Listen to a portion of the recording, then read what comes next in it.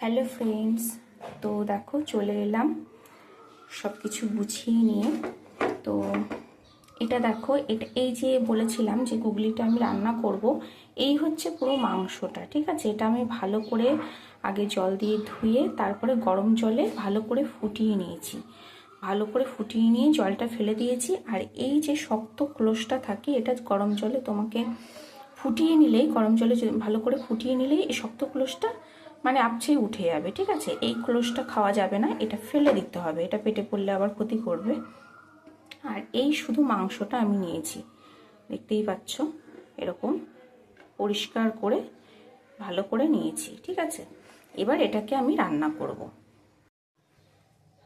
আর দেখো, রান্না করার জন্য মাংস, ওই গুগলির মাংসটার সাথে রান্না করার জন্য আমি ছোট ছোট করে আলু নিয়েছি, বেশি বড় সাইজ করিনি। আর খুব অল্প মশলা নিয়েছি, মানে একটা পেঁয়াজের অর্ধেক পেঁয়াজ নিয়েছি, কয়েক টুকরো আদা নিয়েছি, আর কয়েক টুকরো রসুন, আর 4-5টা কাঁচা লঙ্কা। আমি ঝালটা একটু বেশি ভালোবাসি, তো ঝালটা একটু বেশিই নিয়েছি, তোমরা চাইলে কম দিও। এটা এবার আমি ভালো করে বেটে নেব। তো মশলার পরিমাণটা কতটা কম দেখতেই পাচ্ছ, তাও যেন মনে হচ্ছে একটু বেশি হয়ে গেছে। তো যাই হোক, একটু মশলা না দিলে খেতে ভালো লাগে না, তো এর থেকে চাইলে তোমরা কমও দিতে পারো, আমি এইটুকু দিয়েছি। তো দেখো, একটু নুন হলুদ দিয়ে আমি আলুটাকে প্রথমে ভেজে নিচ্ছি।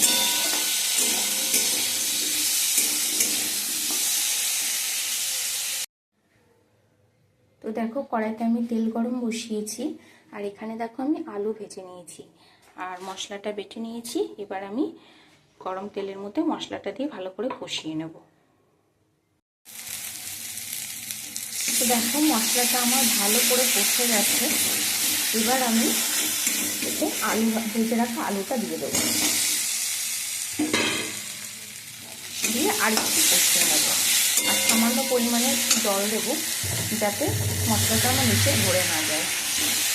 এভাবে আমি আলুটা আগে ভালো করে কষিয়ে নেব।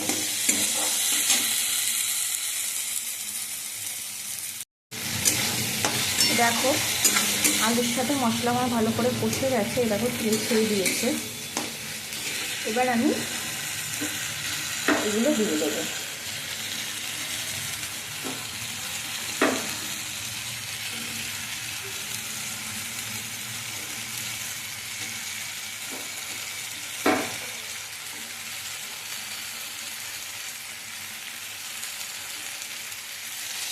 দিয়ে ভালো করে আবার কষিয়ে নেব।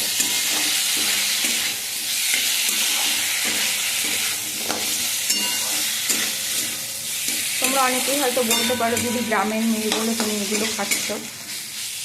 গ্রাম বলতে আমি যে খুব একেবারে গ্রামের ভেতরে একদম গ্রামের মেয়ে তা নেই। আমার বাড়ি বনগাঁতে, তো বনগাঁ খুব যে গ্রাম তা নয়, ছোটোখাটো শহরের মধ্যেই ধরে। কিন্তু কলকাতা শহরে, আমি যেহেতু এখন কলকাতা শহরে থাকি, কলকাতা শহরের মানুষের কাছে বনগাঁ গ্রামই। তো দেখো, মশলাটা আমি কষিয়ে নিচ্ছি। আর কলকাতা শহরের মানুষও কিন্তু অনেকে এগুলো খায়, না হলে দোকানদার যে তুলেছে তার বিক্রি হয়ে যেত না সবটা।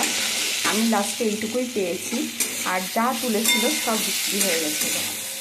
তো অনেকেই যারা খাও তারা জানো, এটা খেতেও কিন্তু খুব টেস্টি হয়। যদিও আমি অনেক বছর আগে খেয়েছি, আমি কলকাতায় এসে থেকে এটা এখনও খাইনি, আজকে প্রথম খাবো। ছোটোবেলায় তো খুব খেতাম, ঠাকুমা রান্না করে দিত। তো দেখতেই পাচ্ছি আমার ভালো করে কষানোটা হয়ে গেছে। এবার আমি এতে একটু জল দিয়ে দেবো, একদম গা মাখা রাখবো, কোনো ঝোল রাখবো না। মানে ঠিক যেরকম মাংস কষা হয়, একদম গা মাখো মাখো ঝোল রাখবো। দেখো, ভালো করে আমি কষিয়ে নিয়েছি, এবার একটু জল দিয়ে দেবো।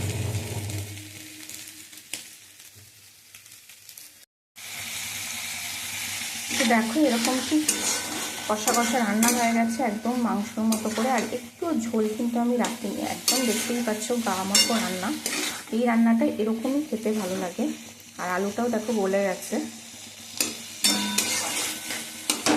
তো এবার একটু গরম মশলা গুঁড়ো ছড়িয়ে আমি নামিয়ে নেব।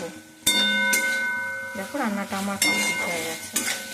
বেশিক্ষণ সময় লাগে না এটা করতে, কিন্তু এই বাছাটাই যা একটু ঝামেলা, মানে কুটতে বাছতেই যা সময় লাগে, তাছাড়া রান্না করতে একদমই বেশি সময়ের দরকার হয় না। তো দেখো আমি ভাত নিয়ে খেতে বসে গেছি। আজকে আমি একটু ব্যস্ত, আমার ক্লাস আছে, বেরোতে হবে। তো দেখো এই হচ্ছে রান্নাটা হয়েছে, কত সুন্দর কালার এসছে আর কি সুন্দর রান্নাটা হয়েছে। আর বাচ্চাদের খাওয়ানোর সময় এত মশলা দেবে না, একদম হালকার উপর দিয়ে রান্না করবে। আর যদিও আমি বেশি মশলা দিইনি, তবুও যেন একটু বেশিই মনে হচ্ছে। তো যাই হোক, আর একেবারে একটু না দিলেও খাওয়া যায় না মশলা। আর বাচ্চাদের খাওয়ানোর সময় অবশ্যই, বিশেষ করে এটা যতই চোখের উপকার হোক, ডাক্তারের পরামর্শ নিয়েই খাওয়াবে। কারণ আমাকেও যখন ছোটোবেলায় খাওয়াতো, ডাক্তারের কাছ থেকে শুনেই কিন্তু খাওয়াতো। তো তোমরাও তাই করো। আর দেখো কত সুন্দর রান্নাটা হয়েছে, এবার আমি ভাত দিয়ে খাবো।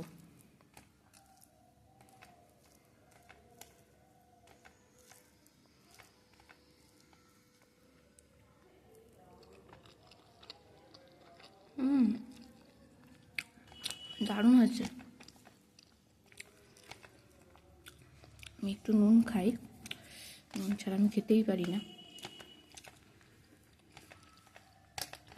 দারুণ হয়েছে রান্নাটা, অনেক বছর পরে খাচ্ছি, কিন্তু হেভি সুন্দর হয়েছে রান্না। আর তোমরা এরকমভাবে বানিয়ে খেয়ে দেখো, দারুণ লাগে খেতে।